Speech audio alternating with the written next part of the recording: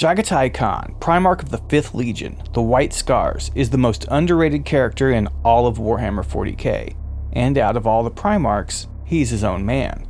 The consummate warrior, the great Khan united his world and gave a new life to its people, and became the Emperor of Chagoris by his own hand.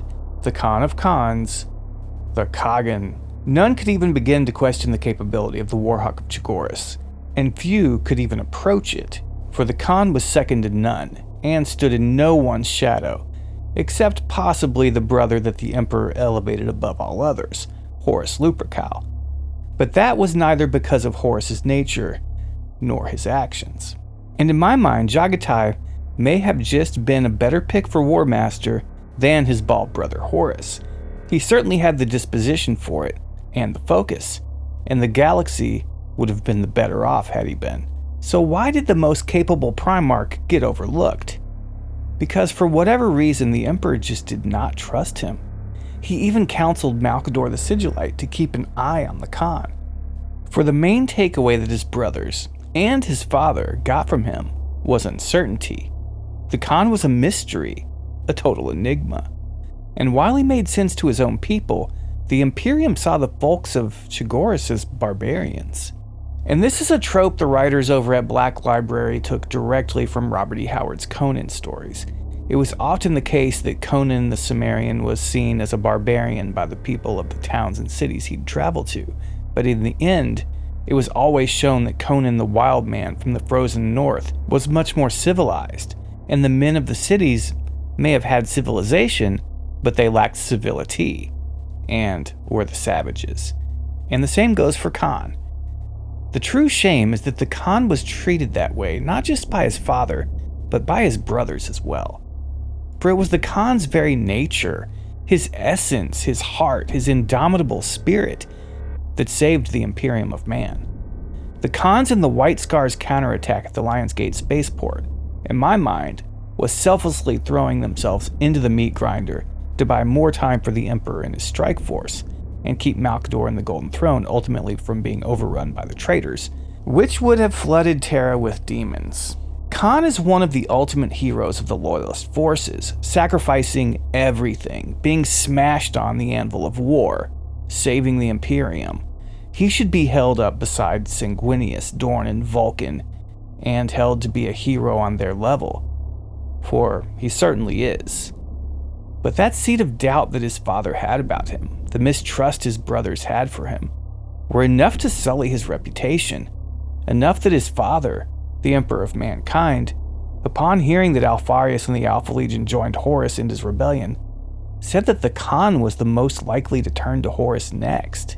The Khan did all the work, remained true to the Imperium, and gave everything for it. Yet he got none of the glory, and instead of praise, he got mistrust and scorn. So why is that? I think it comes down to a few things, but one in particular, and it is a bit hard to face it, but it comes down to honor. That the culture of Chagoris was built on honor, of nobility, of reputation, pride, and fortitude. Not of edifices, but of the individual. It was a culture where a man said what he meant, and he stood by what he said. Subterfuge and intrigue were built into the very fabric of the Imperium, but the Khan was a much more straightforward guy than that. He didn't fit in, and so everyone who met him assumed he was some dark, secretive, scheming guy, when really he was walking around judging them. It was a great irony, but Khan could tell what was what, and he might not have been fully aware of how others looked at him, but he kept how he felt about others guarded. Khan's straight up, honest, face value sort of practicality just didn't really mesh with the Imperium, an empire built on lies and deceit. We see this illustrated very well in the Khan's Primarch novel, The Warhawk of Chagoris. When he first meets Malcador on his first trip to Terra, he notes that he's supposed to be some huge deal, yet nobody is even throwing a parade or anything, though he's told of the great celebrations for his brothers, especially Horus, which lasted months. So Khan noted right away that they were treating him differently. The Great Crusade was underway at that point, and they needed to focus on war, not celebratory wastes of resources, but the standard was set. Khan did not get the same treatment as his brothers. He was treated like chopped liver. But it is when he's given his fleet and he meets the Mechanicus engineers who are maintaining his Gloriana-class starship, the mighty vessel that would become known as the Sword Storm, that we first see him use logic to strip away the veneer of lies and ignorance the Imperium is built upon. He tells the Magos to make his ship faster. And this cyborg is about to blow a gasket. Its circuit's fuming because it just cannot compute, cannot comprehend what he's suggesting. This scene just totally solidifies just what kind of person the Khan is. He's sharp, he's willful, and he's all about cutting right through the crap and getting to the heart of a matter. From Warhawk of Chagoris. The starship was a conurbation, bounded and bombarded by the metallic sweeps of docking tethers and surrounded by clouds of welder drones. Most decks were exposed to the void, yet to be cocooned in the heavy ablative plates that would keep them secure from all but the very mightiest void weapons. Constructor servitors floated amid the lattices of steel, bumping up against half-completed bulkheads before applying their payloads. Spider-legged priests of Mars scuttled across the yawning cavities, shunting binaric commands to one another as they assessed, engaged, and commanded. It had taken them 2 hours to pilot the shuttle from stern to prow, threading along the precipices and chambers amid a shimmering corona of energy flares. The Terran hosts had gone at a leisurely pace, showing off everything they could. The official from the palace, now revealed as Ek Slamavar, Major General of the 1st Division, Corps Logistica, was clearly proud of what had been accomplished. "Perhaps the finest one yet," he said, leaning closer to the real viewer. "We've had time to perfect the pattern. There's a reason, my lord, why they're called Gloriana." Gaihun scratched at his cheek. He was getting hungry. The shuttle pivoted on an invisible axis and began to climb, gliding past row after row of semi-completed decks. At times, a long avenue would open up, giving a glimpse into the vessel's structural heart. The complexity was formidable. The Khan observed it all. He said nothing, but his eyes, sunk deep within his drawn face, took everything in.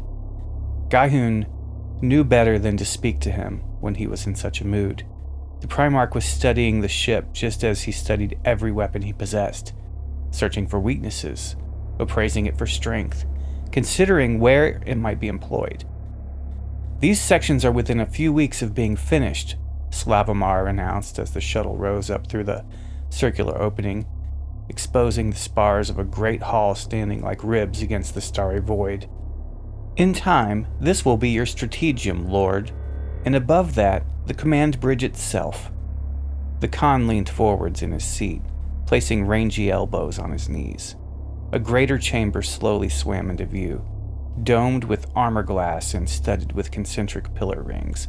Mechanicum lifters were pirouetting over the center line, many hauling cogitator cores ripe for depositing into the pits below.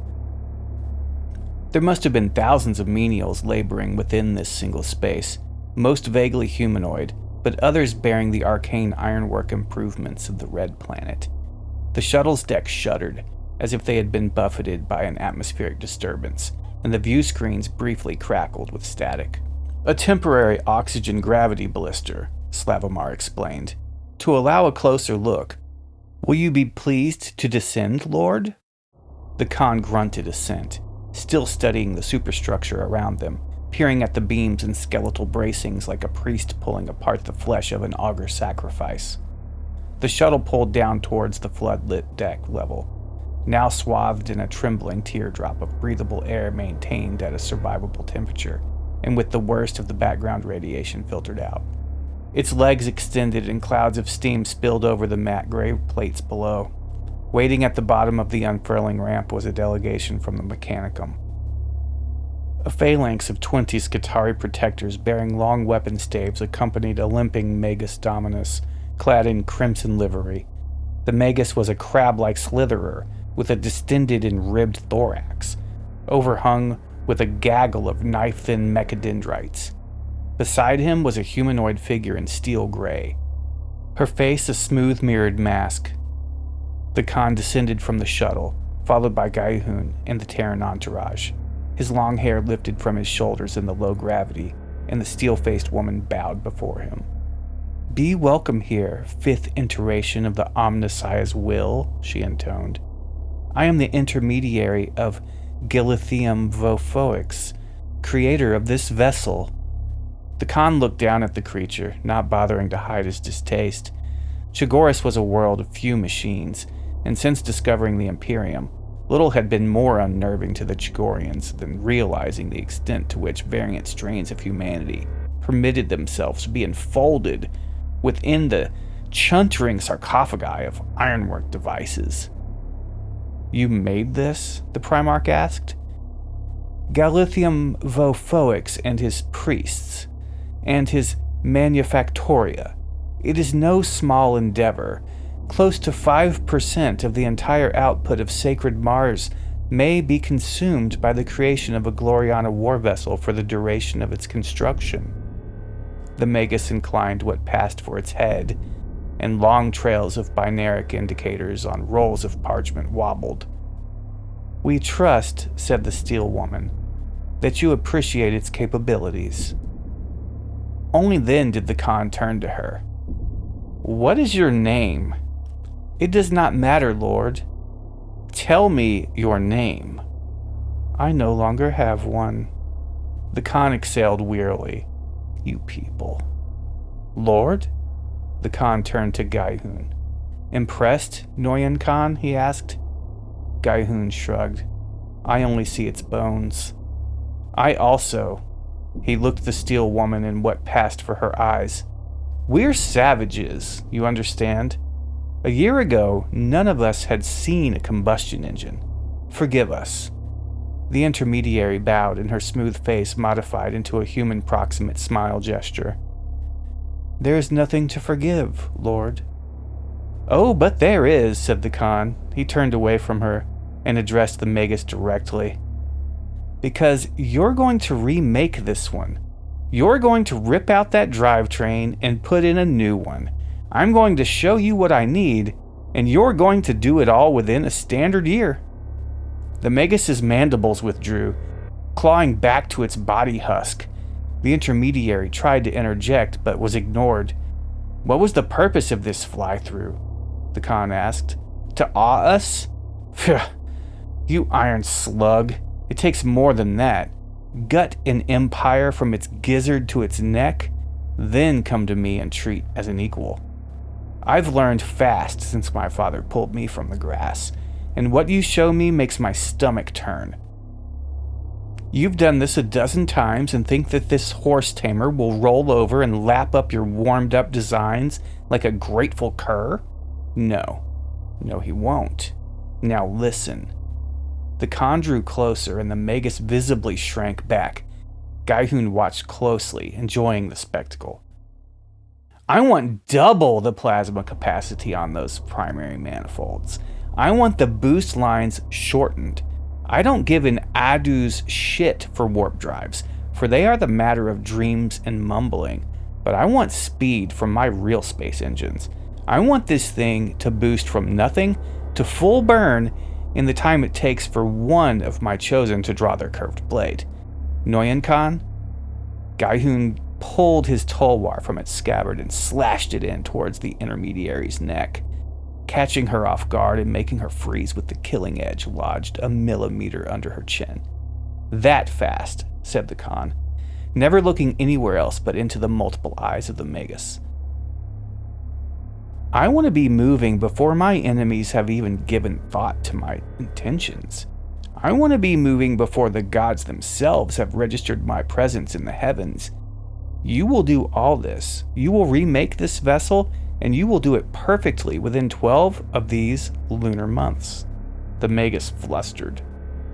"But it is impossible, Lord," the intermediary objected, stiltedly, conscious of the curved steel at her chin.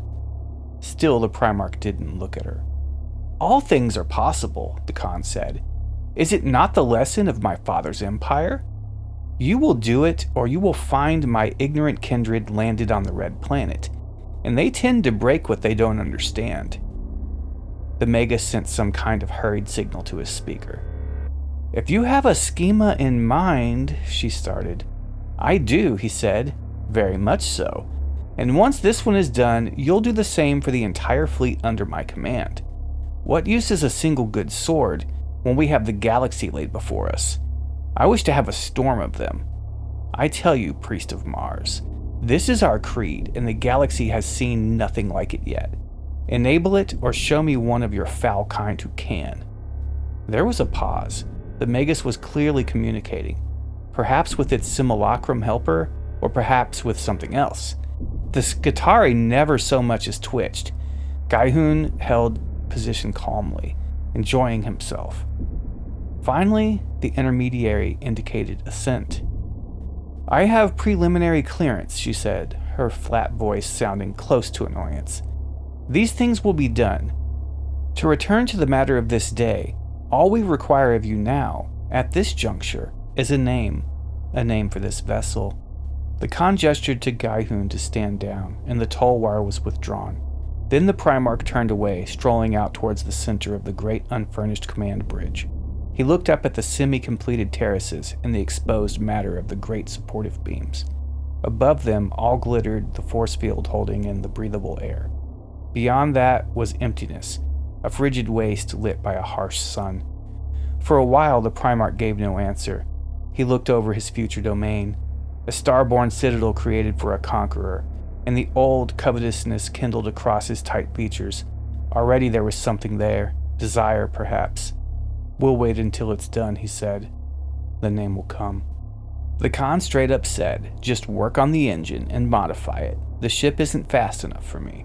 This is something the Mechanicus had never even considered.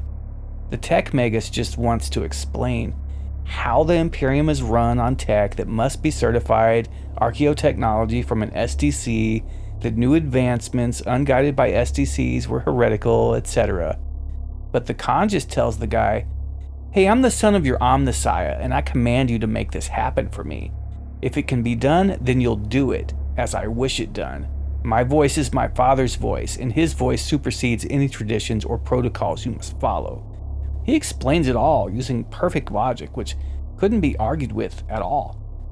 He used the Mechanicus' whole shtick against it, and he got a faster flagship out of it. Khan circumvented miles of Imperial red tape and obstinance with a simple, quick slice from the logic sword, decapitating the cyber argument before it could even be constructed in the mind of the Tech Magus.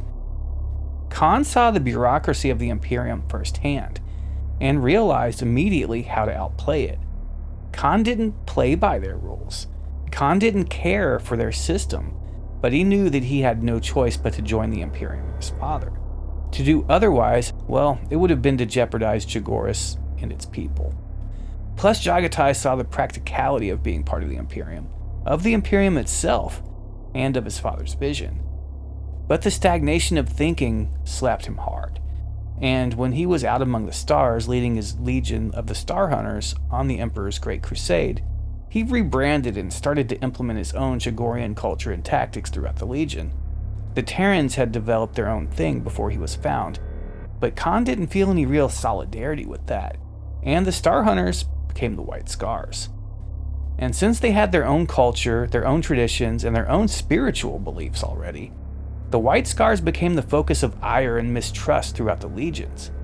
Horus, however, saw the value in the Khan, and how similar they were as individuals.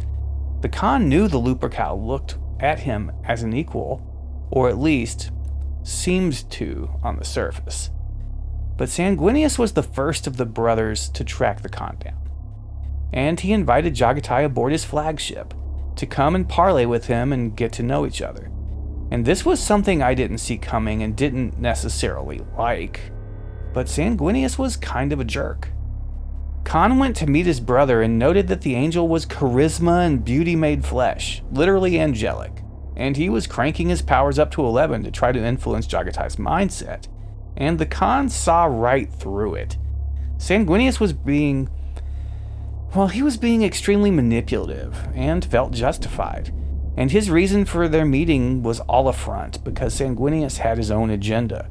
He just cared about trying to get one of his brothers on board with his cause. So the Blood Angels knew that the Council of Nicaea, or at least a reckoning, was coming, and that the use of psychers was going to be a controversial issue, and had been. Sanguinius and his legion's librarians were psychers, and didn't want to give up their powers, so he's trying to get Khan to throw in with him, Magnus and the others who have psychers in their legions. And since the Khan's Stormseers were using psychic powers, and it was baked into their culture, Sanguinius argued that the White Scars came down on their side, and so he put the mission on Jaghatai to try to sway Horus and his legion over to their side, since Horus had the most influence with the Emperor. Jaghatai left feeling manipulated, and knew that he'd entered a great game, and that he was a tool being used. It left my stomach in knots, especially since it was Sanguinius who was trying to manipulate the Khan. Khan was too much of a straight-up dude for the Imperium. He was too true to himself, to his culture, and to his ideals for the Emperor, the Imperium, or the Primarchs. Still, though he was not trusted, the Khan was extremely capable. He did more than most Primarchs, often with less. He did what was expected of him, and what his father ordered him to do, whether he agreed with it or not. But the main thing about the Khan that made him so gritty to his brothers and his father, that made nobody trust him, was this. The Khan did not want to be played. He didn't want to participate in subterfuge, intrigue, or any of that crap. Khan was a warrior, plain and simple, and that's why out of all of his brothers, Khan was closest with Horus. Sanguinius tried to manipulate him right off the bat. Magnus too, though he was Khan's other friend, out of all the brothers. They both thought that they could be persuasive with the Khan simply because they saw him as a barbarian, and themselves as highly cultured. Ironically, to extreme levels, Magnus even lectures the Khan on his barbarian beliefs, his faith that gods and demons exist. Khan is so smooth, he's just like, that's cool, keep messing with the warp and you'll see.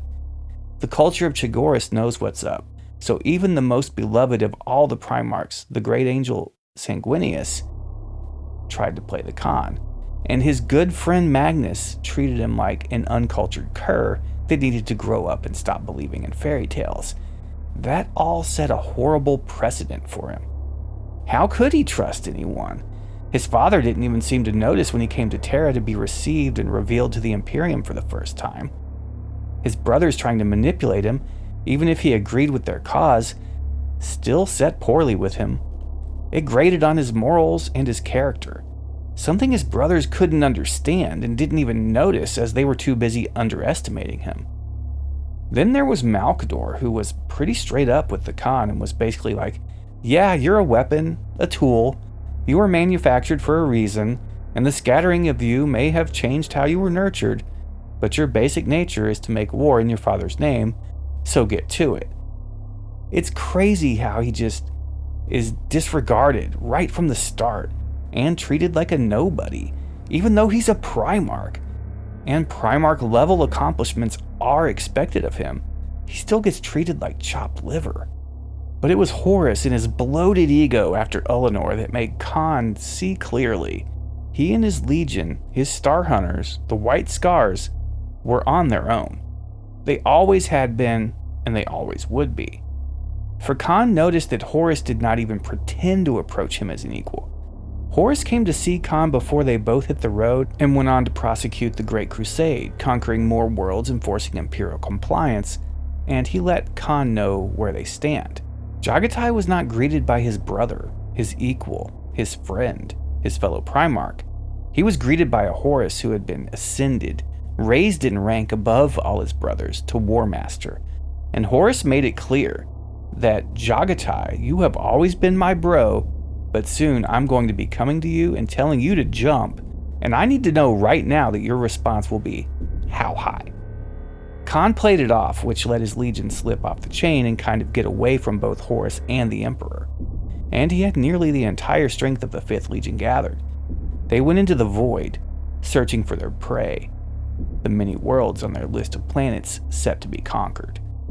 Khan knew he was at odds with the Emperor's vision, but he also knew that he was going to become at odds with Horus Lupercal as well, were he to continue operating closely with him and the Sons of Horus, the 16th Legion. For at that moment, Khan knew one thing, and one thing above all others. He'd proven to be extremely effective, and alongside the Sons of Horus, the White Scars were the best orc-slaying force in the galaxy. In fact, Khan soloed an entire orc mob, saving many Sons of Horus and White Scars Marines from dying, and he didn't even take a scratch. He moved so fast it was a blur that not even the Astartes could make out with their superhuman vision. And his legion got pigeonholed into the Imperium's orc terminators. While Horus and his legion ascended and became rock stars, Khan did as much of the work as Horus, and in most ways had the better temperament to be War Master. But the Emperor just didn't trust him. We even have the Emperor telling Malcador that the Khan is not to be trusted, and that his legion would be next to fall, after Malcador broke it to him that the Alpha Legion had turned traitor. So Khan was so loyal, and yet he got shit on the entire time. Never recognized for his accomplishments, always overutilized and pushed to his limits, always testing his legion's endurance, and yet he and his White Scars continued to fight on, never slowing down. For out of all the Primarchs, the Khagan was his own man. His loyalty came to humanity, to Chogoris, to his legion, far above any loyalty to institutions and dictators. And what was the Imperium of Man other than the greatest institution ever conceived? And what was his father other than Space Stalin? Khan left into the void with the plan to outrun anyone who came after him, to go do his job, but to not be in contact with anyone. He was the guy who should have been Employee of the Month, but his co-worker got it instead and was promoted to manager above him. Yet this manager's the guy who always comes to him because the manager can't get things done on his own. Khan saw right through the implementation of this new middle management position and just decided to keep his head down and go about his job, hoping not to get messed with. Which would come back to bite him in the end, as the White Scars' isolationism put them in a compromised position when the heresy broke out. The fog of war was thick, both across the galaxy where the lines were blurred as to who was who and what side anyone was truly on, and within their own legion, where many wanted to side with Horus. Some actually managed to do so, and others staged mutinies throughout the fleet. But that is a story for a future video on the White Scars Legion, for the Khan and the Emperor. Ferrus Manus, the Gorgon, Primarch of the 10th Legion, the Iron Hands, is the least loved of all the Primarchs, both by the Warhammer community and by Games Workshop. But that doesn't mean that he isn't awesome, as he's actually a very interesting character and quite powerful. It isn't necessarily his fault, as someone had to be the first to die among the 18 or 19 or is it 21 brothers, the demigod sons of the Emperor of Mankind, the Primarchs. And that is what he is best known for, both in the setting and here in the real world. Ferrus Manus is known for, is in fact famous for, losing his head to Fulgrim, his best friend, during the Dropsite Massacre on Istvan V. But what if I told you that it was actually all his own fault and was completely 100% avoidable? For if Ferrus hadn't been so inflexible, then he might have succeeded where he failed. He might have kept his head on his shoulders, and perhaps even taken Fulgrim's in turn. Now, Ferrus was indeed a Primarch, and one of the most consummate warriors ever produced by humanity. But on Istvan V, he was facing the one being in the universe that he truly had kinship with, his best bro, his best friend. Ferrus didn't want to truly kill Fulgrim in his heart, but he knew it was his duty, and he tried his hardest to do so. But the tragic irony is that Fulgrim didn't want to dispatch his brother, but to convince him. The demon he was possessed by took control, and Fulgrim did something which could never be taken back, crossed a threshold from which he could never emerge again. He beheaded his brother. And much to his chagrin and sorrow, as Fulgrim, even to this day, has never fully been able to forgive himself for that single act of treachery. But surely there's more to Ferrus Manus than just this one defining moment where he lost his head and his life, setting his legion on a dark path of depression and overcompensation. And there is, but it is much less than the lore that we can find on his brothers, excepting of course the Lost Two, the Forgotten, and the Purged. And this may just be the main curse that Ferrus Manus suffers from, that he is mostly defined by the community and Games Workshop as the Primarch who died, the Primarch who lost his head. the death that set the stage for just how tragic the Horus Heresy was going to be.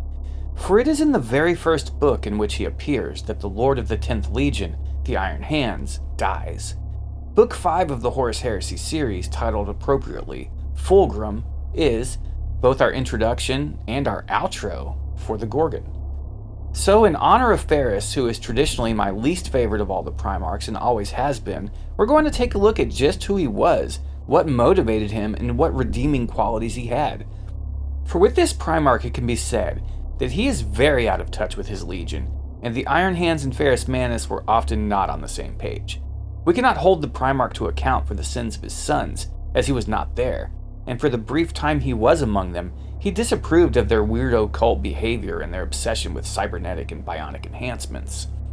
So when we look at the character, the flaws, strengths, emotions, mindset, etc., I think one of the most revealing stories we can read is Feet of Iron by Nick Kime. I know this story gets a lot of flack and it is polarizing, but I feel that it is pretty perfect as Ferrus Manus does that himself, so it is a natural fit. The Iron Hands are deployed on an XIVth world alongside the Salamanders and the Death Guard. Ferrus Manus has an inner dialogue running throughout the story that makes him seem like he suffers greatly from feelings of incompetence and is desperate not to be perceived as weak. He recalls being introduced to the Imperium, one of the last Primarchs found, with only Alpharius, I believe, still yet to be revealed, and how he is introduced to his 18 brothers, which is interesting as he's recalling the lost Primarchs as well. But he's all about self-image, and like Arnold Schwarzenegger, Ferrus Manus is totally ripped and just strength incarnate, yet he feels weak, small, unworthy in the face of so many exceptional brothers. Brothers who have had the chance to show off their skills and abilities to their father and the galaxy at large. Brothers who have already been spilling blood and claiming worlds in the name of their father and the Imperium. It all comes down to Ferrus Manus exuding nothing but an iron will and pure strength at all times. But that's all a front. Inside, he's really insecure. And this leads to Ferrus Manus making bad decisions and doing terrible things. So Vulcan and Mortarion and their respective legions are fighting on other parts of the world. But Ferrus, the Iron Hands, and the Imperial army contingent that they are working with are bogged down in a baking hot, just awful desert. Servitors are fizzling out, tanks are overheating, and men are dying as they march through the blistering heat of the white-hot sun. Even the officers are dehydrated, and these brave souls are giving all they've got. But Ferrus doesn't want to look weak in any way at all in front of his brothers, Vulcan and Mortarion, so he tells his captains that they're pressing on and deliver the news to the Imperial Guard commanders. Now, Gabriel Santar and other captains of the Iron Hands know that to press on will be possibly only for the Astartes and the few remaining men of the guard force who are still capable of fighting, but it will mean leaving men and vehicles to die in the desert, just being utterly abandoned. And Ferrus just flat out doesn't care, because to care would be to show what he perceives as weakness. He could have really used a lesson from his brother Sanguinius on this topic, but yeah, he put how he'll be perceived in front of the lives of hundreds of loyal servants of the Emperor, leaving them to die horribly, baked to death on the desert sand. Nobody thought it was a good idea, but everyone was worried about telling Ferrus Manus that. He proved to be uncompromising, uncaring, unwavering, and wholly deluded by his own self-aggrandizement, falling short of how he aggrandized his brothers. And nobody thought it was a good idea to bring it up to him, and nobody wanted to suffer his wrath. So as they proceeded, they finally get to a valley and enter it, but it soon becomes a narrow ravine with steep, high walls on both sides. Ferrus straight up knows that it is definitely a trap, and he doesn't want to scout the area ahead of time as they don't have a dedicated scout company with them, nor does he want to wait for the Imperial Guard to catch up with them and use their scouts, as that will take time. And he's in that big hurry to get to where he's going and provide assistance to Vulcan and the Salamanders in the jungle. So with their vehicles failing and their forces divided and half of them dying, their fighting strength severely reduced, Ferrus Manus orders the Iron Hands and their auxiliaries into the ravine, while of course they get engulfed in a psychically produced storm that comes from out of nowhere and turns the sky black, and they are then in a fight for their lives. Ferrus had been warned that the Eldar were using witchcraft against them, and that moving forward would be unwise, but then again he was in a hurry, so disregarded that completely. He stated that to cower to that would be showing weakness, and he stated that reacting to it at all would be to acknowledge it. The best show of strength, in his mind, was to just proceed on and be undaunted by it, and to crush the Eldar under their power-armored boots. Ferrus was acting like a total fool, completely undisciplined and completely rash, only concerned with one thing: being perceived as strong. It went beyond obsession with him. It was all-consuming. So the Eldar's trap bogs down the Iron Hands with vicious fighting, and it gets really bad. People are dying left and right, Eldar aspect warriors are engaging them in close combat, howling banshees are cutting them down, and Ferrus is swallowed by the storm. As he rushed ahead trying to just clobber his way through the Eldar host, eventually the Iron Hands are able to target the Farseer who is causing the storm, and they find that Ferrus Manus is just gone. His footprints literally just disappear, and the trail goes cold. They know he was abducted.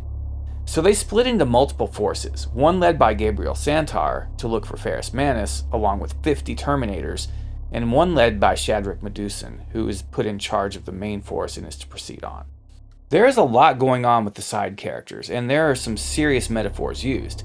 We get to understand that the bionics the Iron Hands rely on so heavily are no strength for them at all, but in this case, one of the biggest hindrances they have, as the Eldar are able to deploy a weapon that makes their bionics either cease to function, or in some cases, literally turn on themselves.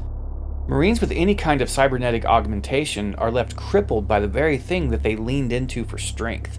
Those with eye implants went blind, those with bionic legs could not walk, etc. They were absolutely screwed, and the Eldar were keeping them busy. But that was all a distraction, as they were just trying to buy time for their Farseers to manipulate Ferrus Manus. The Gorgon was having his own insane trip, as he found himself in a chamber, a throne room, with an ancient, undead, rotting corpse of a king on a giant throne in front of him. He did not recognize it as a vision of his father, or rather what his father would become. He was still at that point completely unaware of the existence of the Golden Throne. This was the height of the Great Crusade, and he had a lot of catching up to do to be seen as the equal of any of his brothers. Yes, Ferrus is still feeling insecure that he was found so late and got to achieve so little compared to the likes of Horus, Russ, and even Fulgrim. Now, one of the themes of this story is how dismissive Ferrus Manus is of all the obvious things going on around him. From the moment he set foot in the desert, he was uneasy and just wanted to leave. He had a terrible dream, actually a nightmare, which was 100% just a prescient vision of the events to come at Isstvan V, when his brother Fulgrim would take his head. He dismissed the dream, telling himself there was only weakness in dwelling on it. Everything came down to strength and weakness with Ferrus. Everything.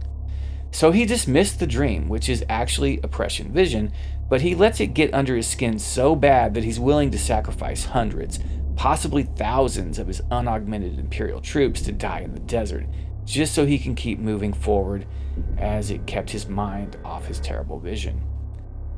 Ferrus then dismisses that Eldar witchcraft is being employed against him and his legion, blowing it off as if it were mere parlor tricks.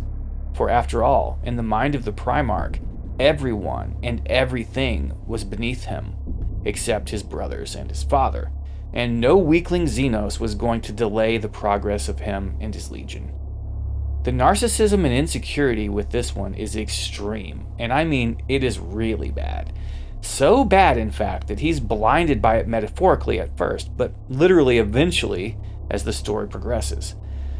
But the thing that Ferrus Manus dismisses most is a burning, itching, aching pain in his neck.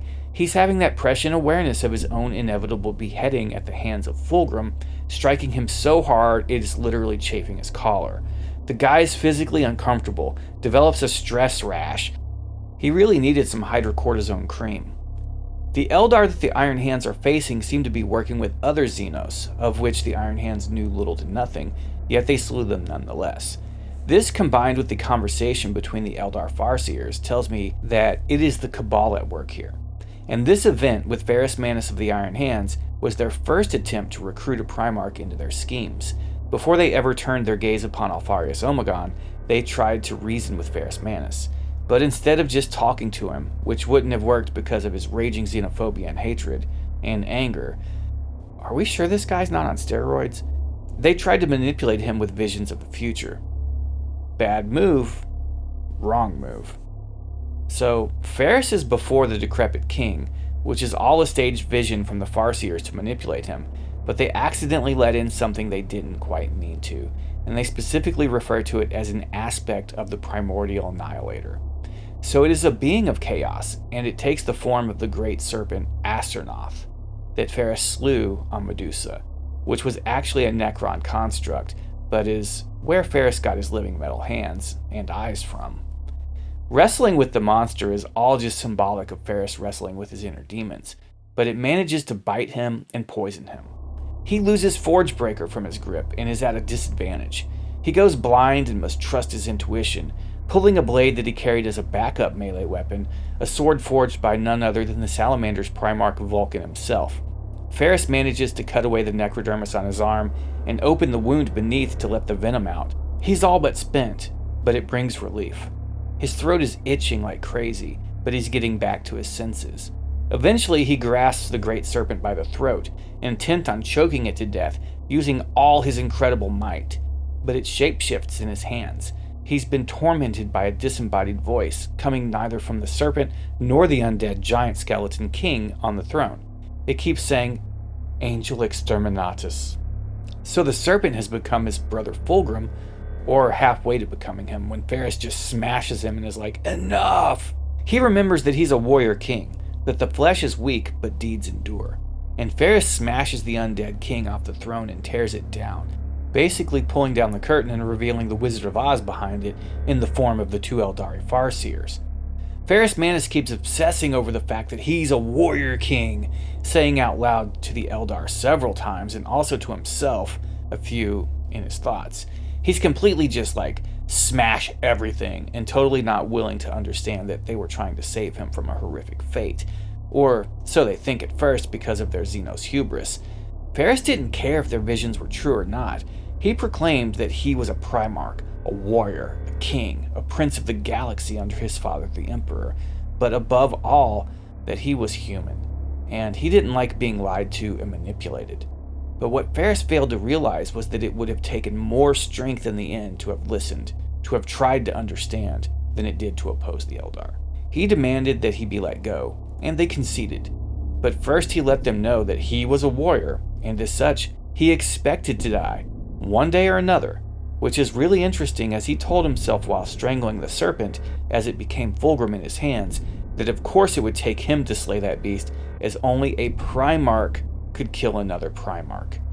So he's telling the Eldar that it is both okay with him and expected that he'd fall in battle one day, and that is also his preferred method to meet this inevitability. But he told himself that only a Primarch can kill another Primarch, which is very telling. Ferrus knows the fate he will meet and marches on to meet it nonetheless, without hesitation. In fact, when Istvan V's drop site massacre happened, he charged in so heedlessly, he got himself and his legion's leadership all killed, because Ferrus was so obsessed with being seen as strong, as being never seen as weak, especially in comparison to his siblings, that he'd sacrifice anything, including his own legion and his own life. Ferrus Manus was truly always, in his own way, a lost cause, stubborn to the last and loyal to a fault, yet so insecure and worthless feeling inside.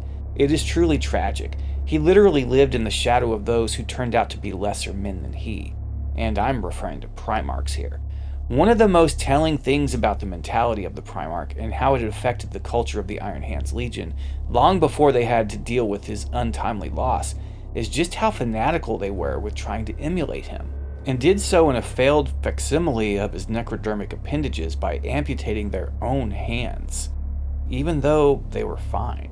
Not because of wounds, but because they thought the flesh is weak, and they wanted to be like Ferrus.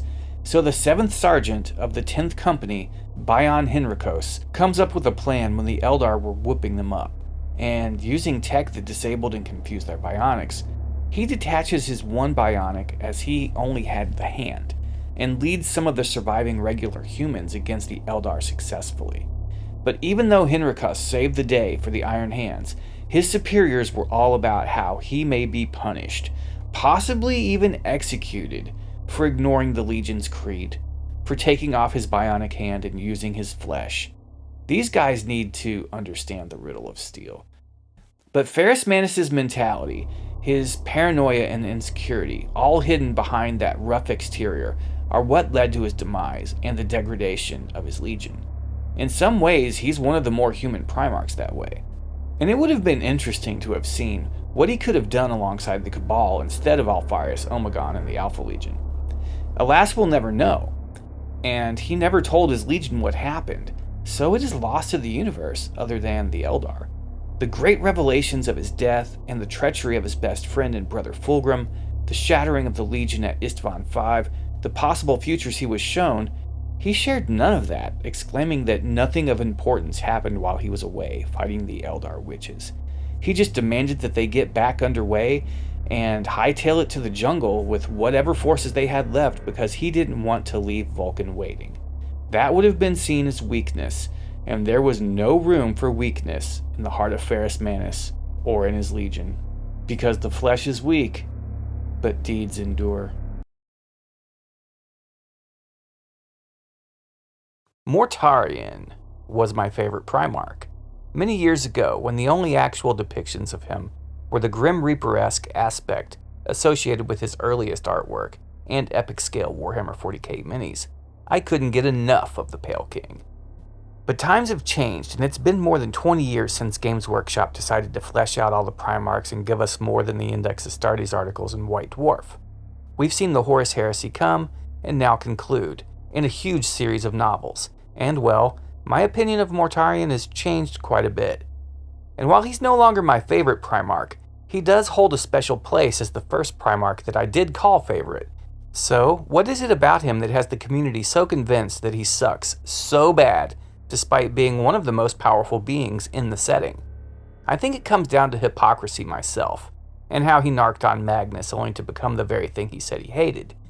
And the downfall of Mortarion, well, it is tragic, but it isn't quite like he didn't have a hand in his own downfall. Mortarion, like any great villain, any great character, is multifaceted. So in this video, we'll look at the lore behind the Demon Primarch, the Reaper of Men, the Pale King, the Death Lord himself. He's not for everyone, not even among Chaos players, fans, followers, and worshippers, but he is extremely loved by those who do appreciate him. Oh yeah, before we get into this, I forgot to mention, another really valid reason that people hate this guy for is he's really just a giant dickhead. I mean, a total asshole of the highest tier. A dour, sour, brooding, uncaring, callous, heartless bastard that is really hung up on himself and internalizes all the negativity that comes his way and weaponizes it as vitriol so potent it is literally venomous. And while that does make him an incredible villain, it also makes him unlikable to some people, even as a character. Okay, so Mortarion was scattered through the warp, like all the Primarchs, and as the infant demigod he was, ended up on the feral world of Barbarous, a world ruled by vying factions serving warlords that ravaged the planet, not unlike Terra during the Unification Wars.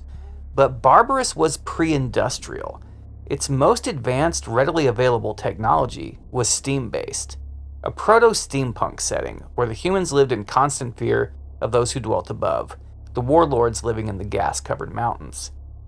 And Mortarion was found by one of the strongest of all the warlords, actually the strongest, a being named Nakari.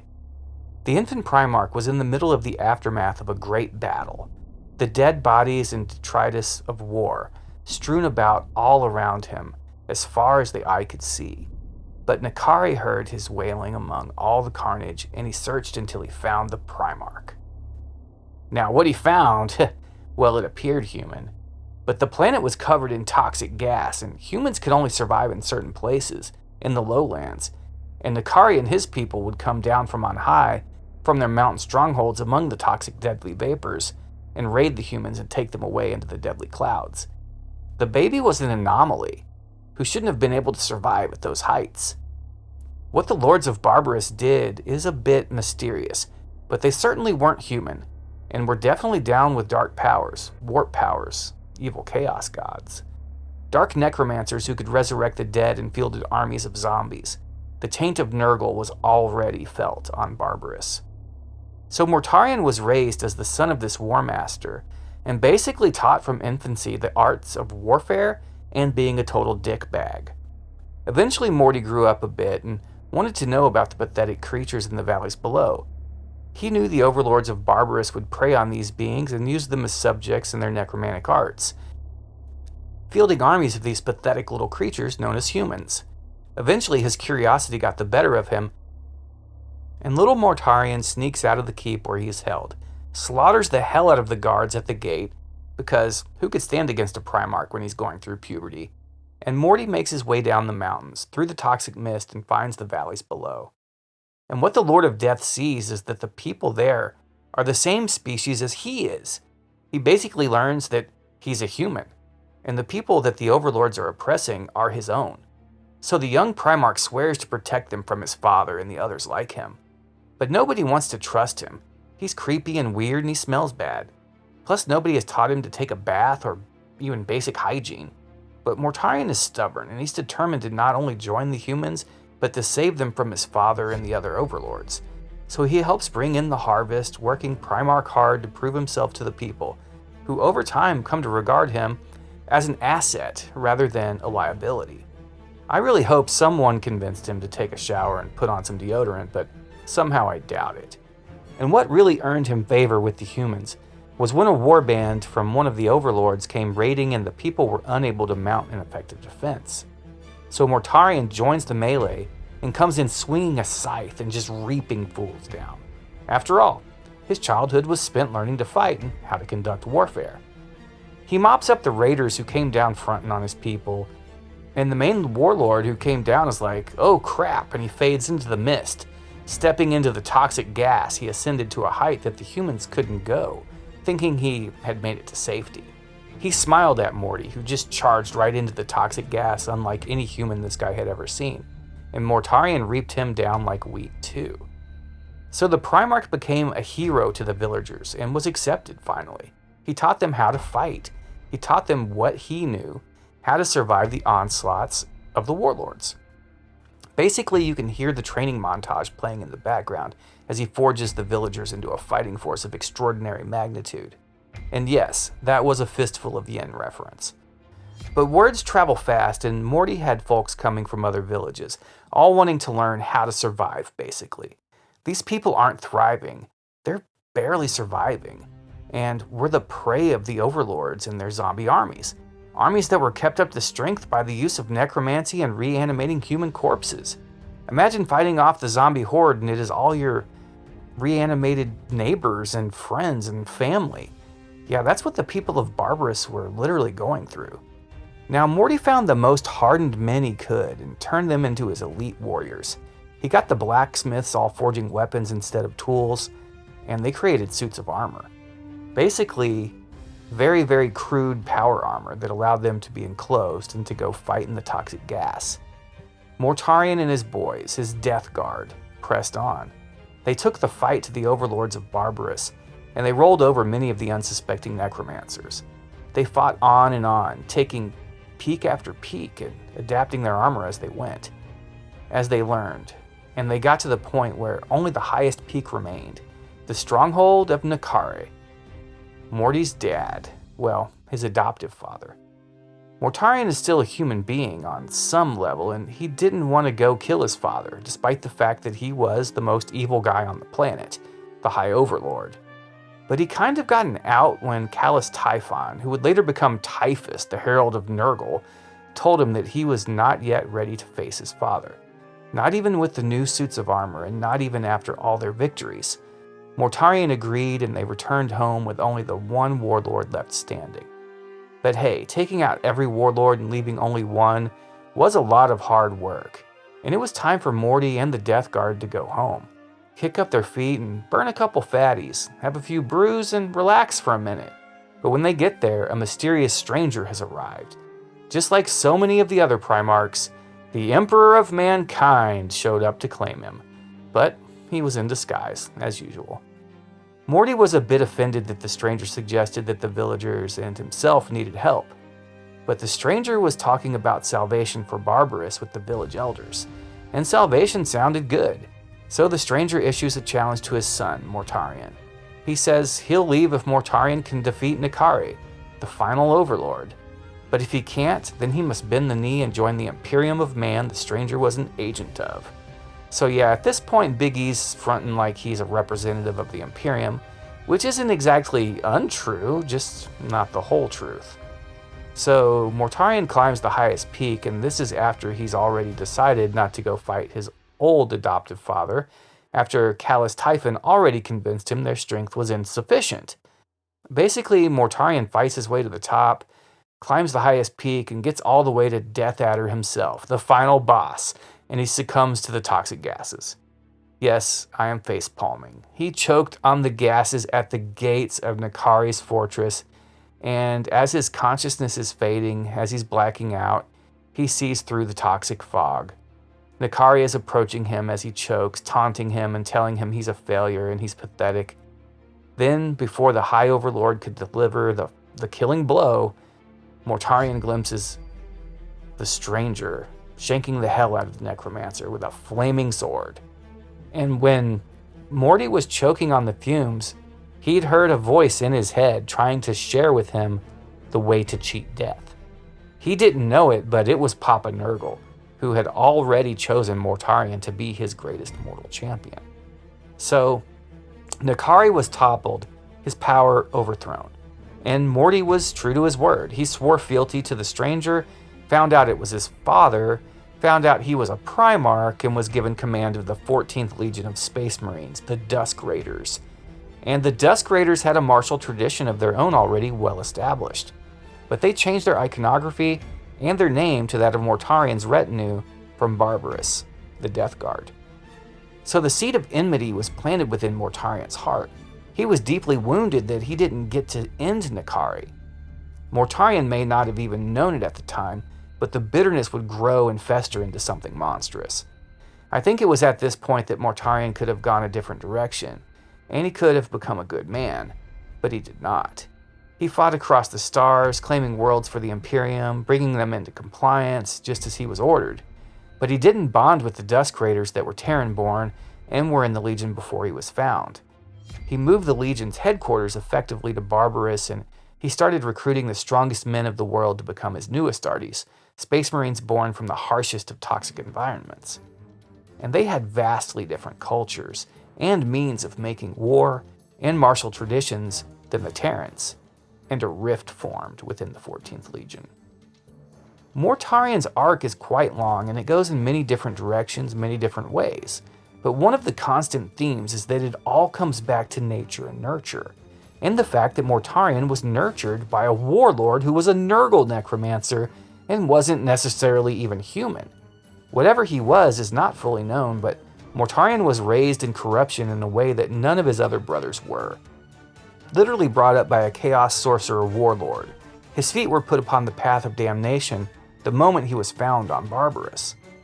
So the Death Guard developed a very strong reputation as being completely implacable, resilient, and horrific to fight. The longer they were in the field, the more they got rid of iconography and traditions that still tied them to the Dusk Raiders and traditions of Terra.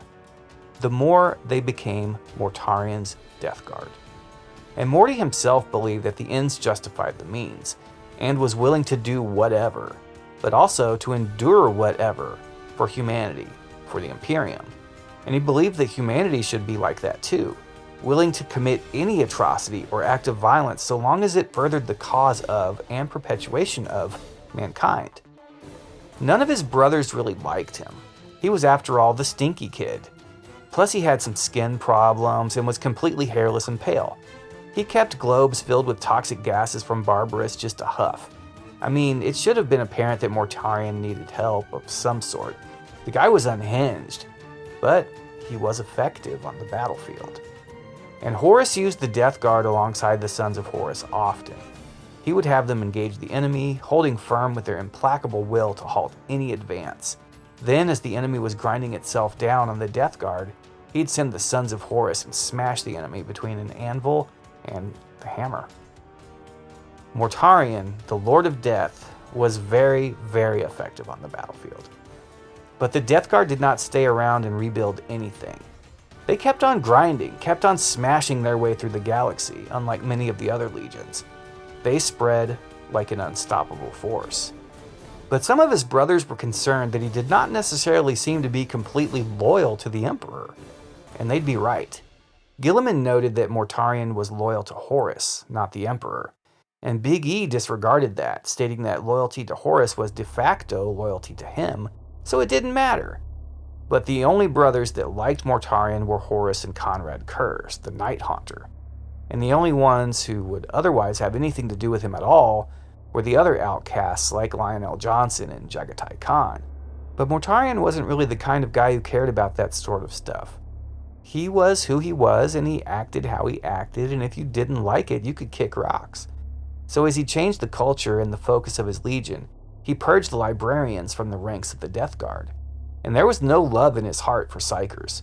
Mortarion equated psychers and psychic powers and their use with Nakari and the necromancers of Barbarous.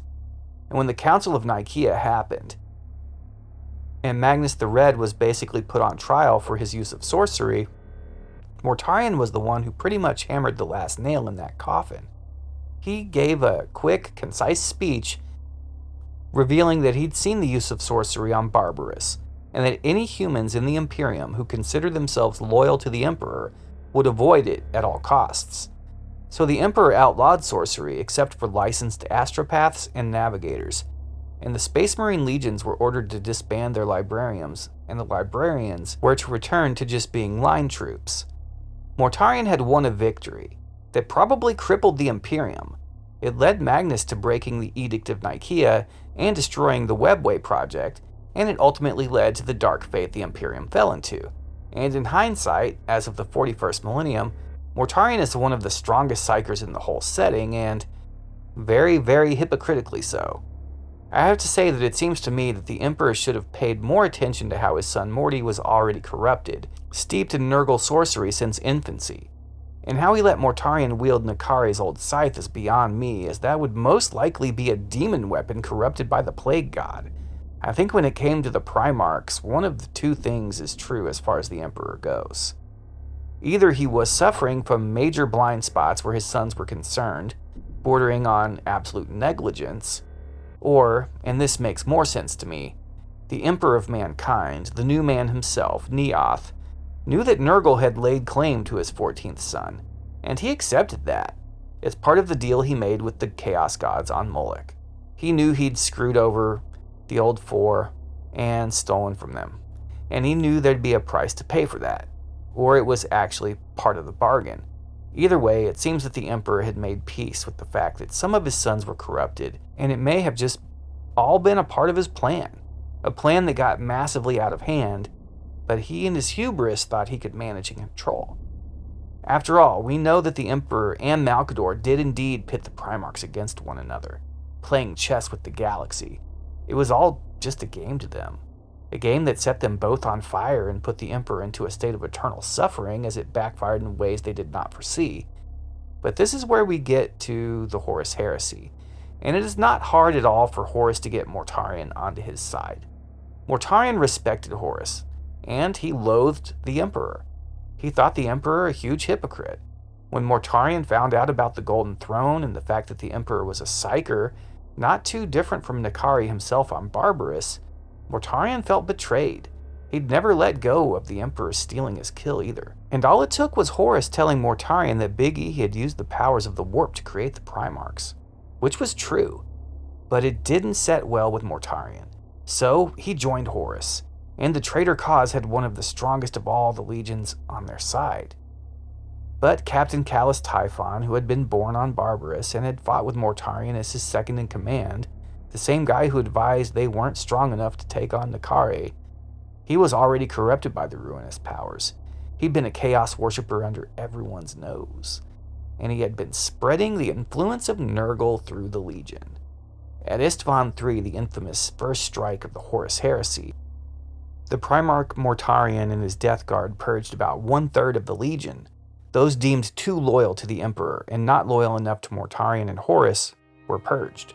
This consisted mostly of Terran-born Marines, and it effectively ended any and all influence those Terran Death Guard Legionnaires' traditions still had within the Legion, and they were massacred.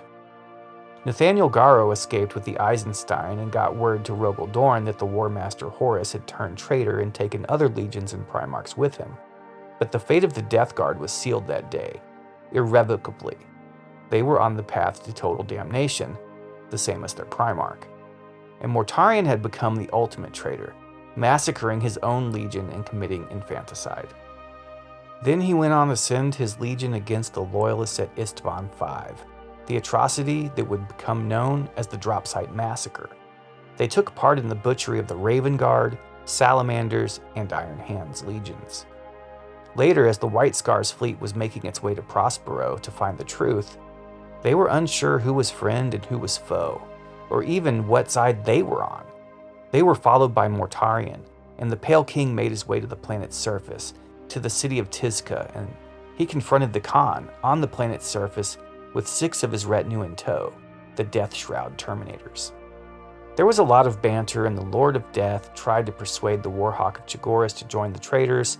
Khan kept refusing. One thing about Mortarion, he lacked a lot of the charisma that the other Primarchs had. I mean, he didn't have the power to compel others the way Horus or his father, the Emperor, had, even though he'd fallen for being psychically compelled himself by the Emperor when he was sent to dispatch Nakare or Ben the Knee. He should have realized this power was somewhere within him, but like other things that were lying dormant within Morty, he was unaware. He tried to appeal to the Khan on the level of just basic logic, and Khan took the bait and chewed on it and spit it right back out into Mortarion's face. But this not working did not deter Morty too much. He let Jaghatai Khan know that their father was a huge hypocrite, a sorcerer, and was using the warp, and also created them with the help of chaos and the warp. Khan still didn't come over to his side, and I feel like this is part of the flawed nature that is Mortarion's character. He could not be compelling, even in the slightest. He thought the facts would do the work for him. But he should have appealed to the Khan's heart, not his mind, just as Horus had done with him. It seems that many of the Primarchs' main blind spot is themselves, and Mortarion is no different. Khan tells him he's a bitch, and that he's going to become a slave to the very powers that he'd fallen in with, and they were going to require him to pay a price, and he wasn't going to like it. He told Morty that overthrowing Big E was dumb, as replacing him with Horus would just make another emperor, and one who liked chaos. So Morty throws out that one of them will then overthrow Horus because, of course, basic villainy 101. But Khan just isn't feeling it, stating that they're both meant to be outriders, not emperors, and that he chose to embrace being a space biker, where Mortarion was in denial. Khan keeps it outlaw, and he's already familiar with the cartels he's forced to work for. Doesn't want to change in leadership, even if it is him. Khan just wants to go fast, and I can respect that. So they fought, a fiercely terrible battle, and Mortarion let him know that half the White Scars had already declared for Horus, and the other half were waiting to see what side the Khan came down on, and were going to join him no matter what. And the Death Guard fleet would destroy them if they stayed loyal. Khan still didn't break. Mortarion's pitch wasn't exactly the most appealing, though. So there was a warrior lodge within the White Scars that were loyal to Horus, and they had been coordinating with the Death Guard. But the intel they provided proved to be inaccurate, and Mortarion knew he'd have to lose a ton of ships to take out the White Scars fleet, so he bounced. And he tore through the old Prosperine Empire, and finally got to the world of Terrathalion, where he bombards the planet, sends in drop pods of troops to massacre everyone, and kidnaps a woman and takes her back to his flagship, the Endurance. But she's not just a regular lady, she's actually possessed by a demon. Mortarion had always believed his father, the Emperor, who said such beings did not exist, and there one was before him. He interrogates the demon and wants to know why Fulgrim and Lorgar consort with such beings. He still hates Psykers and the Warp and wants nothing to do with it, but after realizing that all his brothers that also sided with Horus are just totally warp-addicted chaos thralls and trying to get his last almost friend on their side with the Khan at Prospero, he's getting desperate for something to hold on to, and someone to be in his corner, which is something that Mortarion has never really had. Even in having his back against Nakare, the Emperor screwed him over, as far as Mortarion is concerned. Morty wants to understand the warp so that he can combat it, or at least that's what he's telling himself. But the demon tells the desperate Mortarion that he's already a pawn, claimed by the plague god. She taunts him and teases him and really pisses him off, so he tries to beat the crap out of her, being the superhuman Primarch he is, but the transhuman strength was not adequate to take her. And she lets him know that if he truly wants to know the truth, then she'll show it to him. And she shed the human form and stood before him in her true state as a giant, nasty insectoid monstrosity. And he fought her, punching and kicking, but he couldn't take her out. So eventually Mortarion unleashed something from deep within himself, something that had been hidden, lying dormant his entire life. Mortarion, the self-hating asshat that he was, turned on his full psychic potential. He was indeed a psyker himself, and he blasted this demon back to the warp, kicking her ass and being revealed to himself for the first time, and her voice echoed back to him as he kicked her back to hell. Hail, Master of the Plague. He pulverized what was left of her body after the demon left, smashing her over and over with his Primarch fists. Mortarion was pissed. But now he was in a conundrum. He had to reconcile with the fact that he was everything that he hated. Mortarion was a psyker, and decided to embrace that. He swore that he'd be a master of the warp, though, not its slave. He began his new career as traitorous warp witch, a Primarch psyker from the wrong side of the tracks, standing up to the man, sticking it to the system. Now Mortarion was free to be the true rebel he was born to be. Or maybe, just maybe, he literally became the replacement for, and the mirror image of, Nakare, the High Overlord Necromancer of Barbarous himself. Mortarion had become everything he'd ever hated, and more. Everything he had ever fought against, in his mind at least. He became that personified, an avatar of chaos. The Primarch who thought himself master of the warp, yet should have heeded the words of his brother Jaghatai.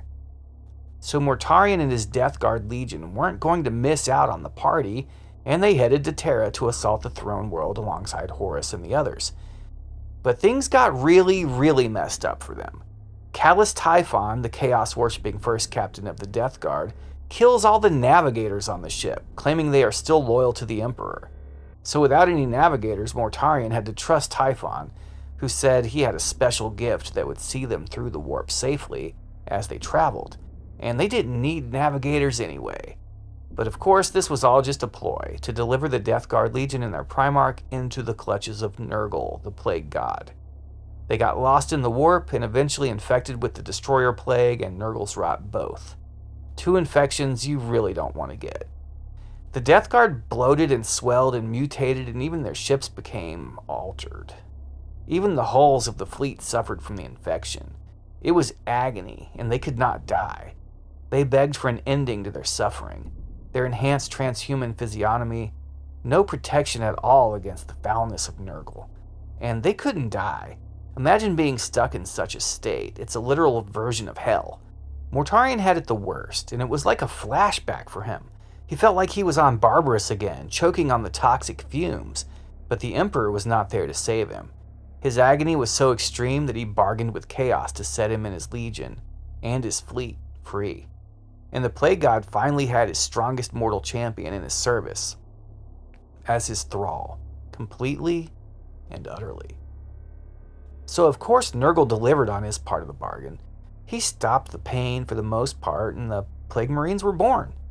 So the Death Guard go to Terra, but they were the last to show up on behalf of Chaos, and Mortarion's stench could not be contained and overwhelmed everyone on the Vengeful Spirit except for Abaddon, the demon Torgadon known as Tormageddon, and Horus.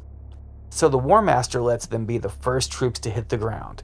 He's like, "Go, you smell so bad you're making my eyes bleed, and your reeking stench has killed off several of my sons of Horus Astartes." I think if I was Mortarion, I might just chop my first captain into little pieces and keep each one in a separate jar and launch them all into different suns, but that's just me. I'm not a fan of being manipulated. and Callus Typhon was a master manipulator. In the end, he felt justified in what he did, as it brought Nurgle his chosen champion, Mortarion, willingly. But Typhon was now Typhus, and Typhus was something altogether beyond what he'd started as. Mortarion did fight on the ground, and was leading the first force of Chaos's massive numbers against the throne, but he didn't try to breach the palace's psychic shields like his brothers did. He had Typhus go help Perturabo enact a Nurgle ritual to bring them down, but he was personally overwhelmed by his new visage, and Chaos was eating him alive. The agony had returned for Mortarion. But honestly, some of the Chaos Primarchs were really stand-up dudes, and his brother Magnus helped him learn to use his psychic powers to control the pain and to control his now warp-infused existence. Mortarion takes on his loyalist son, Nathaniel Garro, who he slays, and it is sad because Garro is one of my all-time favorite Space Marines from any timeline, from any setting, even outside of 40k. Yeah, that sucked. But Garro bought time for Euphrates Keeler to escape and get to safety, and he died a massive hero, and he also delivered a serious wound to Mortarion by stabbing him in the neck with a broken blade, kind of reminiscent of Conan chopping Thulsa Doom in the neck. Anyway, that made me not like Morty as much, as a person, not as a character. And of course, Mortarion has another showdown with the Khan, who somehow has now become his nemesis. And this fight is brutal as hell. But after the Iron Warriors and Perturabo quit the field and up and left, Mortarion was called on to step up and lead, and the Khan counterattacked him at the Lionsgate spaceport. Mortarion was torqued up with all the Nurgle sauce. Ugh, that's just pus, I guess, but yeah, he couldn't be resisted or stopped, and he beat the Khan down. He stomped Khan, but he didn't completely destroy him. He literally stood over his brother and could have ended him, but Jaghatai used the strongest weapon he had against Mortarion. Words. And the words stung. He called Morty a little chaos bitch again, and he said he was too much of a slut to resist the warp and stay loyal. Khan's words bit deep, and Mortarion impaled the Khan for this. But here's where Jaghatai was inspired by King Arthur from the Excalibur movie, and pulled himself along the blade right up to Mortarion and decapitated him. This classic move, while seldom used in fiction, is always so badass, and the few instances of it really stand out to me. Here, let me just pull my impaled body down the length of the spear or sword, or in this case scythe, that I'm impaled upon, and just chop you down, fool. That is indeed a Primarch move, and something Mortarion didn't seem to expect at all. But he is a servant of Nurgle, and his death went off like an A-bomb, but it didn't end him permanently. The Death Guard, then, were the only legion to casually leave the heresy. To pack up their things, and drive away fighting a grinding war of attrition the whole way. Other legions simply ran away, ramshackle, retreating as chaotically as possible to the Eye of Terror. But the 14th fought on effectively, calmly. They just left and made it to the Eye of Terror. And when they got there, were reunited with Mortarion in the warp. He became a demon prince, the shit moth, who had a plague planet of his own that he made in his own image of torment and suffering. Mortarion had truly become everything he hated, a sorcerer, a tyrant, a demon. Too bad hypocrisy wasn't higher on the list of things he hated. And Mortarion was transformed into a demon prince. And not the cool skeleton demon prince like his epic 40k model from way back in the day. I think my friend still has this many. I should try to get it off of him. But no, he's the sewage moth we know today. Still the very image of death itself, just not quite the literal Grim Reaper and more specifically Nurgle-coated. But I do really miss the bat-like wings, the serpent tail, and the skeletal form of the original. It definitely didn't scream Nurgle like the current Warhammer 40k mini does, but I digress. This was supposed to be a lore video, so getting back on track. Sewage moth! Yeah, Mortarion is a literal nightmare now.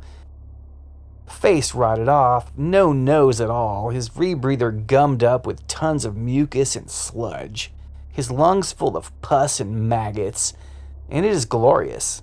He truly did become the chosen of the Plague Father.